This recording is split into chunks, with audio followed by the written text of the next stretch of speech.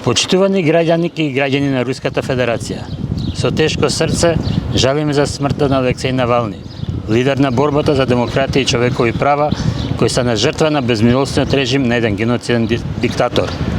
Иако телото на Навални подлегна на бруталност на режимот, неговото наследство живее, увековечено во срцата и умовите на илјадници храбри руски граѓанки и граѓани кои во учествување на неговиот живот се соочуваат со бруталност и смрт од рацете на руската влада. Името на Навални и неговиот неумерен стремеж за демократија и човекови права обстојуваат во срцата и умовите на слободолюбивите луѓе ширум светот, како и во Руската Федерација. Одговорноста за смртта на затвореник е на државата. Итно ги повикуваме руските власти да дозволат независна истрага за околностите на смртта на Алексеј Навални во сибирската казнена колонија. Се придружуваме кон барањата за ослободување на сите политички затвореници во Русија. Ставете крај на полициската бруталност и угнетување врз граѓаните. Прекинете ја геноцидната војна во Украина. Прекинете ја хибридната војна против демократските нации. Одведете го Путин пред меѓународниот суд на правдата да му се суди за неговите злосторства.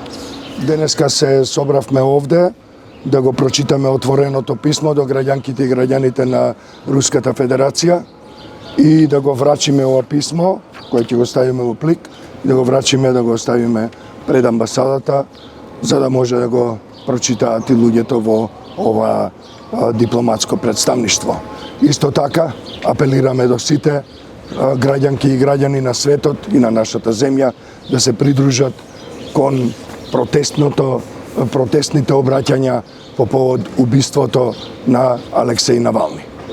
Едната од нив вели, ако решат да ме убијат, тоа ќе значи дека сме неверојатно силни.